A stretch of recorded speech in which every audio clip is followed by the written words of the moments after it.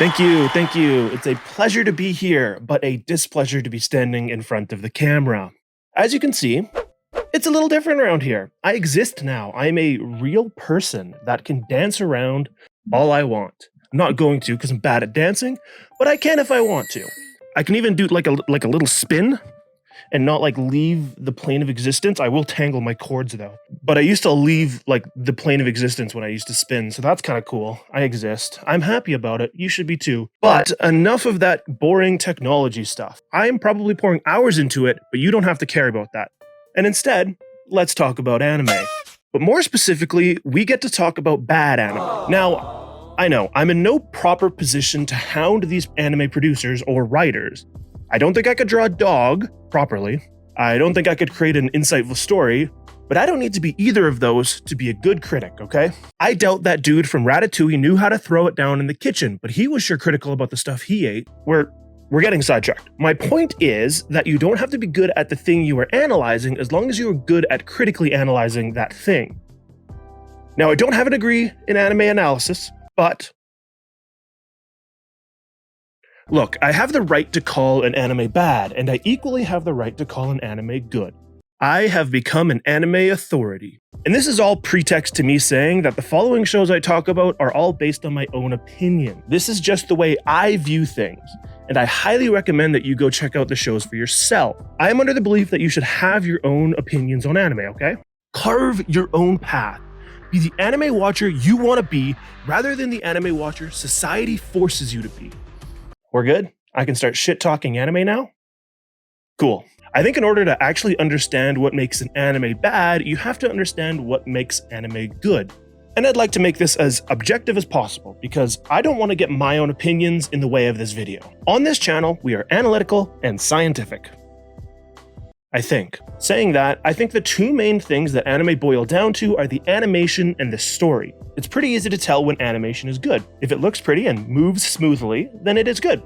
Under the animation umbrella, I also put sound design and how the show is paced. I think it just makes sense in my head, like animation, sound design, and pacing are all dependent on which studio made the anime, and the scripting, writing, and such is done by different people. Speaking of the writing, I think that the story is a bit more opinionated than animation. In general, different people have different interpretations of what makes a good story. But to make this as unopinionated as possible, I'm basing a good story off of what kept me hooked the longest. Remember, we are ranking things objectively, and there is absolutely no personal bias in this. If a show has bad animation, it becomes almost hard to watch. Like, no matter how good you think the story is, it's not worth sitting through the worst animation just to continue the plot. And on the other end of that, if the story is just a whole bunch of nothing that has no objectives, no hardships along the way, then why watch it? Flashing colors could only distract me for so long. Look at this dragon fruit. I know it's not real. I checked everywhere and I couldn't find a real one, so you'll have to do with a PNG for now. I think a light just went out. This dragon fruit that I can totally see looks fantastic. It looks like it just came from the nest of a flaming dragon. And when you cut into it, just imagine I'm cutting into it, you get this beautiful dichotomy of the white fruit and the black seeds. It is stunning. But then you bite into it, and you get nothing. Not only because this is a PNG of a dragon fruit, but dragon fruit just doesn't taste like anything. There's a good reason to why you don't get dragon fruit flavored things. It's just because it tastes like water. And that is the perfect analogy for an anime that looks stunning but has no story. I feel like I could have just said it's like a dragon fruit and most people would have understood. Oh well. And now that we have that out of the way, let's go and see what a bad anime is really like. So to begin this long haul into the deep and dark recesses of the anime underworld, I want to start with something fairly new. X-Arm is a thing that happened last year and is still haunting my dreams. But I'm still thinking about it, so kudos to them for making it memorable. It ended up appearing on a lot of different social medias. Most of them just poked fun at how atrocious the visuals are. Now, the show is made using mostly 3D renders inside of a 3D space, which I will get back to, but for now, it looks like a PS1 game and not the good ones. And I feel mean saying that, but like, come on guys, at least add some like collision to all the fight scenes. and violently shaking the camera where there's a punch being thrown doesn't really count in my book. For example, if I take this absolute Chad of a penguin over here, sorry, let me grab it, and I do this, I add punch sound effect 3, I add a bit of a camera shake and some epic music. The music is optional though. X-Arm doesn't have any. It almost looks like I punched the penguin, but without effects, it's pretty clear my punch had nothing to do with how the penguin moved. It's like two different things moving independently from each other. And it feels low to make fun of a CGI anime.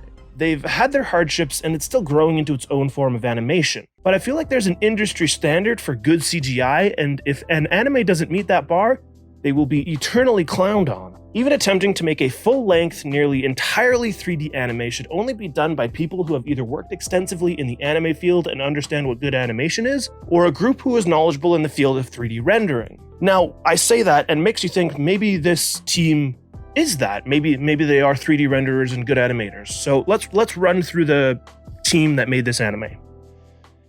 The director is a live-action filmmaker. The music lead is an underground DJ that goes by the name Fictive. The action director was a stunt double in the Rurouni Kenshin movie. Visual Flight, the studio making this, has never worked in the animation sphere at all. And after looking through their website, I still don't know what they do. I looked around for the longest time for like links to things that they've worked on or companies that they've worked with. You know, something to identify just who this studio is.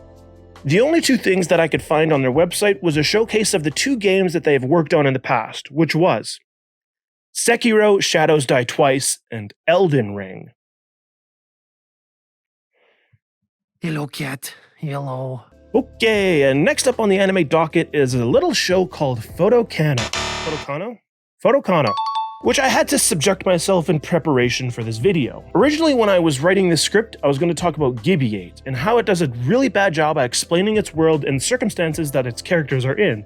But for some reason, I just couldn't stop thinking about this show. We have a B-plot going on in this video. The light just turned on again.